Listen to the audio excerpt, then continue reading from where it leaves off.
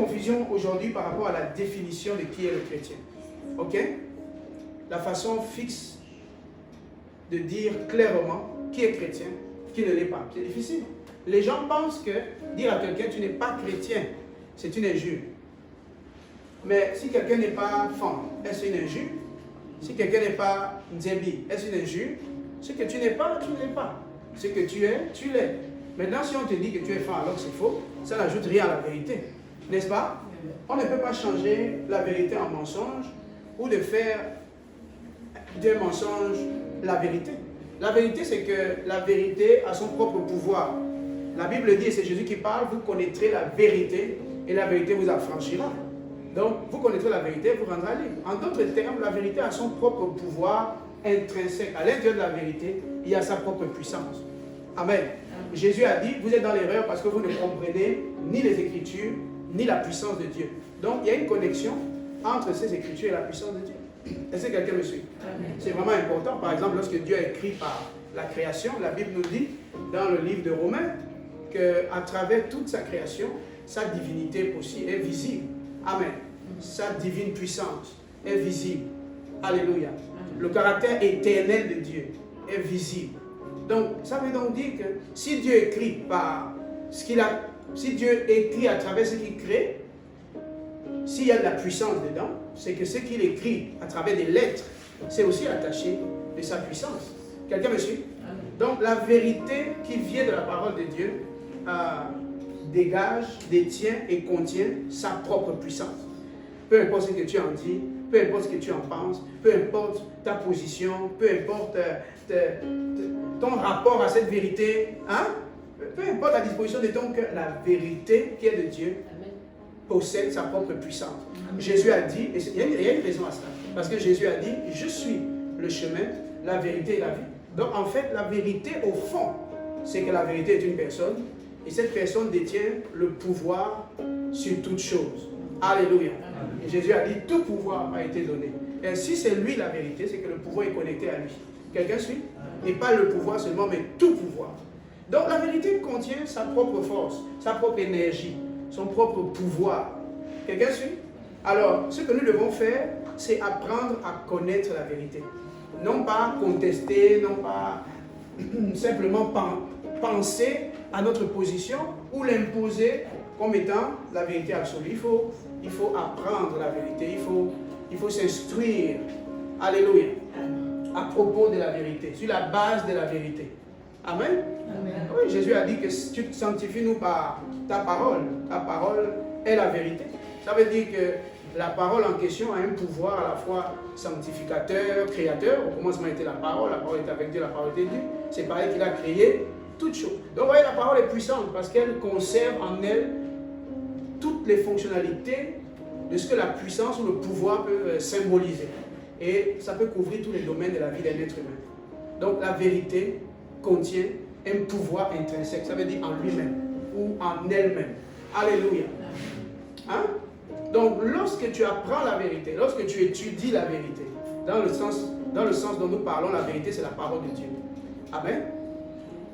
La vérité ici c'est la parole de Dieu. Donc quand tu apprends la vérité, quand tu étudies la vérité, quand tu communiques avec la vérité, quand tu parles sur la base de la vérité, tu es dans un environnement de puissance, de pouvoir, d'autorité, d'influence. Est-ce que quelqu'un suit?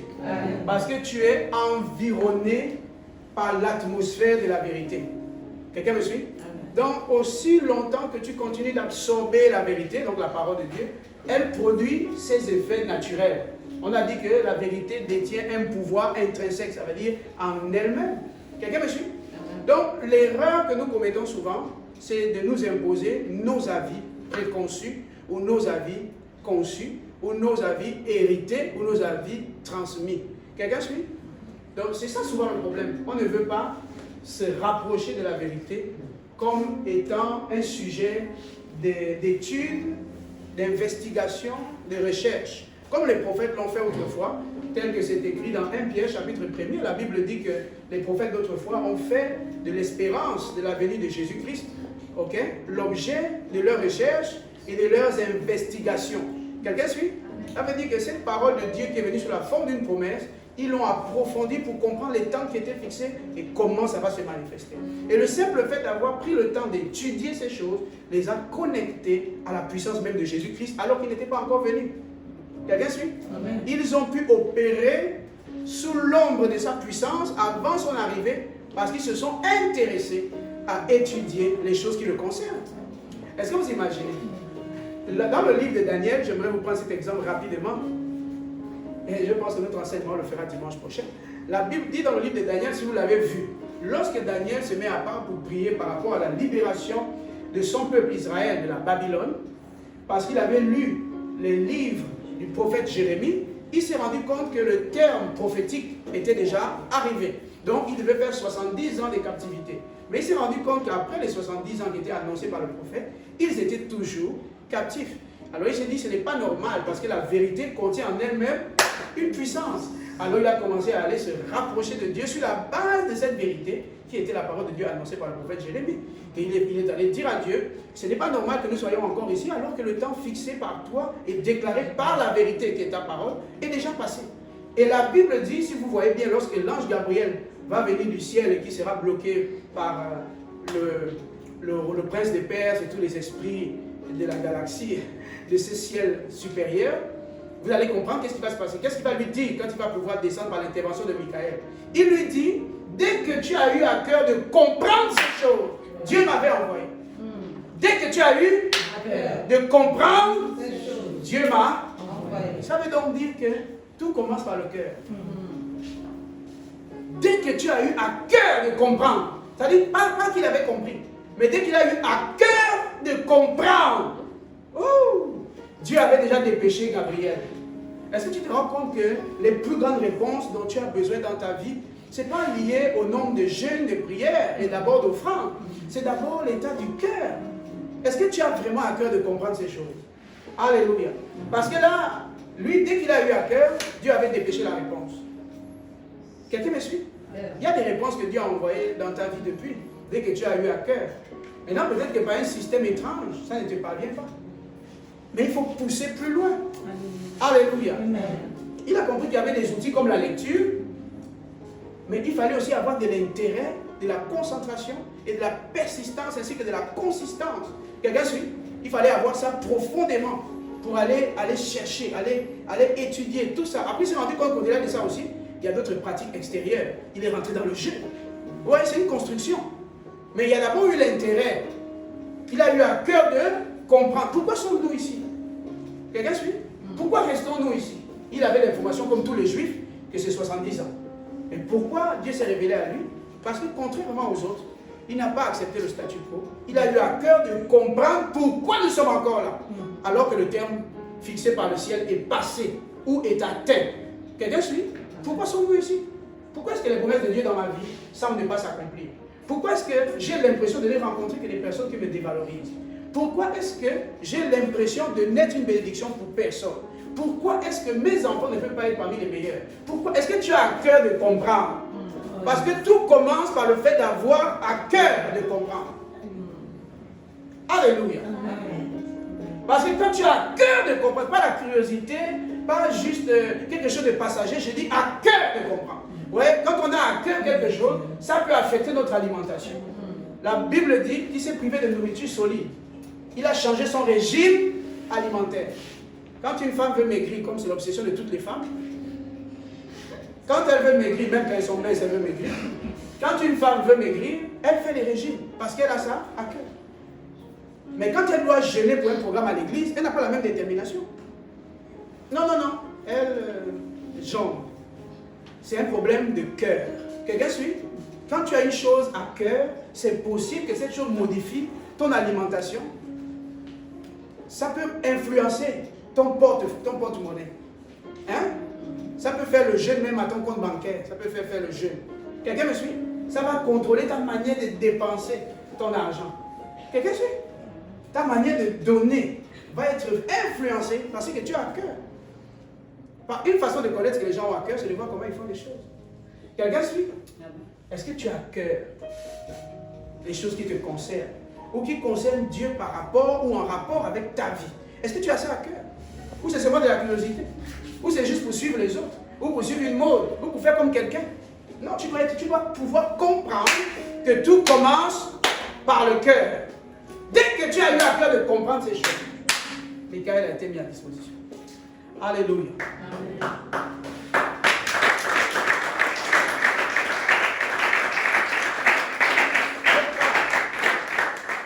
Je crois de tout mon cœur au nom de Jésus-Christ que dès ce matin, tu auras à cœur des choses importantes de ta vie. Amen. Tu auras à cœur des personnes stratégiques dans ta vie. Amen. Tu auras à cœur de faire des choses que Dieu a préparées d'avance pour toi afin que tu les pratiques au nom de Jésus-Christ. Je crois de tout mon cœur qu'après cette matinée, tu auras à cœur ce qui est dans le cœur de Dieu. Amen. Au nom de Jésus-Christ.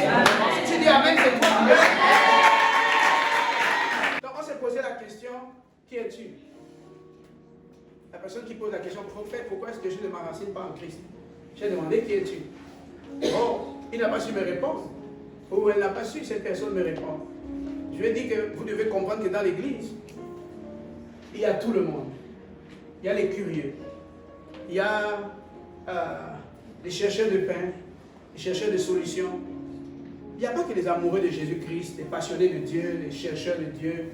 Hein? Il n'y a pas que les adorateurs, les nés de nouveau, comme on les appelle, les régénérés. Il n'y a pas que les personnes nées de nouveau.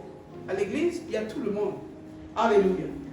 Maintenant, il faut bien comprendre qu'il y a une différence entre l'église qui est le rassemblement des humains, le rassemblement d'une fraction de la société dans un lieu donné. Amen. Donc, une fraction de la société se rassemble dans un lieu donné pour rendre à Dieu un culte, ok, et pour chercher ses faveurs. Ok? Ça, c'est une définition terrestre. Ok? Dans la vérité biblique, l'église n'est pas composée de tous ceux qui se rassemblent dimanche pour rendre un culte à Dieu et puis chercher ses faveurs. Dans la définition biblique, l'église est composée de tous ceux qui sont nés de nouveau. Tous ceux qui sont régénérés, ceux qui ont répondu à l'appel du Saint-Esprit. Quelqu'un suit?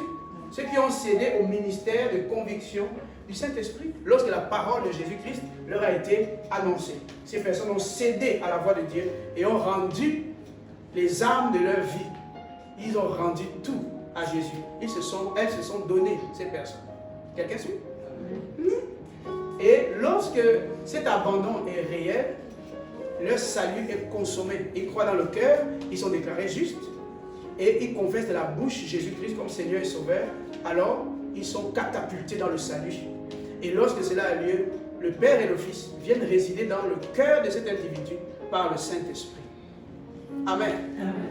Transportant ainsi la vie du ciel dans la vie de cet individu et détruisant les codes et les fonctionnalités de l'ancienne nature et les choses anciennes qui dominaient, régnaient et s'imposaient en maître dans la vie de cette personne, y compris la loi du péché de la mort et tous les corollaires de la mort et de ses ravages. Quelqu'un suit? Cette personne, selon 2 Corinthiens 5,17, devient une nouvelle créature, un spécimen nouveau. Il n'est plus seulement un descendant d'Adam, il n'est plus seulement l'enfant de son père et sa mère, mais il devient une espèce nouvelle qu'on appelle la nouvelle création. Amen. Et cette identité de nouvelle création lui donne accès à des privilèges spirituels, psychologiques et même de tout ordre. Quelqu'un suit? Et lui aussi, s'introduisant dans le royaume de Dieu, il devient citoyen ou concitoyen des cieux avec des devoirs. Il a des privilèges, on appelle des droits, et il a aussi des exigences à respecter, ça s'appelle des devoirs, comme un citoyen de tout pays. Quelqu'un me suit? C'est exactement comme ça. Nous sommes invités dans ce pays nouveau que nous appelons Sion, la cité de Dieu. Alléluia. Là-bas, nous avons une économie différente, un langage différent, un fonctionnement différent, on a des mouvements différents, on ne ressemble pas à tout le monde. On a une culture différente. Alléluia. La culture du royaume. Dans notre culture, par exemple, nous pardonnons. Quelqu'un suit? Voilà. On ne garde pas la rancune, et puis on prévoit de se venger, on fait les plans, et puis on va exécuter. Parce qu'elle m'énervait. Nous, on croit que c'est Dieu qui comble les vies des gens. Donc, si quelqu'un m'a sorti de sa vie, amen, je continue à l'aimer de l'amour de Jésus-Christ, et je continue à respecter le plan de Dieu pour la vie de cette personne, et en plus de ça, je ne cesse pas de croire que Dieu a un plan supérieur. Vous savez quoi? Même quand vous êtes convaincu que vous étiez la personne qui aurait rendu quelqu'un heureux ou heureuse, quand vous sortez de sa vie par son choix ou par ses erreurs, ou par les vôtres à vous-même, vous devez accepter que Dieu, il donne aux gens une seconde chance. Amen. Amen. Donc, même si vous estimez que vous étiez le plan A, Dieu peut créer un plan B. Parce que Dieu crée toujours. Amen. Amen. Dieu crée. Il ne faut jamais se voir comme la personne irremplaçable. Hein? Personne ne peut. Si ce n'est pas moi, c'est impossible, ce n'est pas possible. D'accord? Parce que Dieu crée encore. Rappelez-vous, Lucifer a pris un tiers des anges. Comment Dieu a équilibré le système? Vous avez déjà posé la question?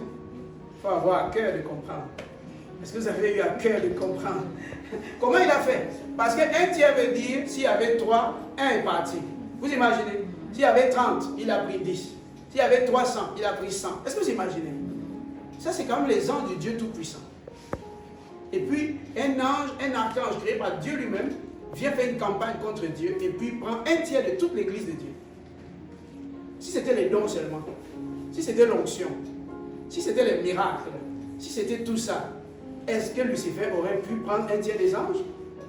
Je vous pose la question. Est-ce que Satan est capable de faire les miracles que Dieu fait? Non. Il est aussi doux que lui, aussi puissant que Dieu, aussi grand, il a autant de connaissances. Comment il a réussi à prendre un tiers des membres de l'église? L'église avait 300 membres, il a pris 100, alors que c'est Dieu qui l'a façonné. Comment il a réussi? Il y a des gens qui pensent que c'est parce que le fils était devenu meilleur. Quand je dis ça, ça ne veut pas dire que Satan est fils de Dieu. C'est une manière de dire, j'ai transité dans un autre contexte, pour ceux qui comprennent. Hein? Parce qu'on a parfois ces histoires où dans une église, le pasteur travaille, il forme des gens qui viennent à Jésus-Christ, il les forme dans la foi, et puis après un jour, ils deviennent compétents et ils décident de prendre une partie de l'église pour aller faire la leur. D'accord? Ok? Profiter du rayonnement qu'ils ont peut-être pour aller faire autre chose. Alors quand c'est comme ça, les gens se posent la question. Ah, mais si le Père est loin, comment le Fils a fait pour prendre la moitié de l'église ou le tiers de l'église? Moi je te demande, si Dieu est Dieu, comment Satan a fait pour prendre un tiers des anges? Parce que nous savons que Dieu est Dieu, n'est-ce pas?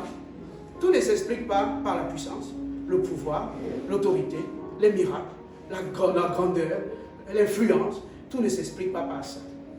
Vous savez, l'explication la plus mystérieuse de presque tout ce qui se passe est liée à l'état du cœur. Quelqu'un me suit? L'état du cœur, c'est plus puissant que tous les miracles. Voici pourquoi une femme amoureuse peut aller vivre chez un pauvre, même si elle a grandi dans la richesse. Elle vit là-bas, vous ne comprenez pas pourquoi. C'est un esprit, c'est un démon de pauvreté qui l'attaque. Qu'est-ce que c'est? Vous ne comprenez pas, mais elle seule comprend à cause de l'état de son cœur. Donc personne ne va comprendre qu'est-ce que les anges ont pensé qu'ils pouvaient trouver avec Lucifer. Qu'est-ce qu'ils ont pensé? C'est-à-dire, il y avait quoi dans le discours de Lucifer qui était supérieur au discours de celui-même qui est le Verbe? Au commencement était le Verbe. C'est lui-même le Verbe. Qui a pris le Verbe et a verbalisé mieux que le Verbe? Qui a été plus loyaliste que le juge ou plus royaliste que le roi? Qui a réussi à le faire? Est-ce que c'est vraiment de ça qu'il s'agit? Non, il s'agit de l'état de cœur. Alléluia.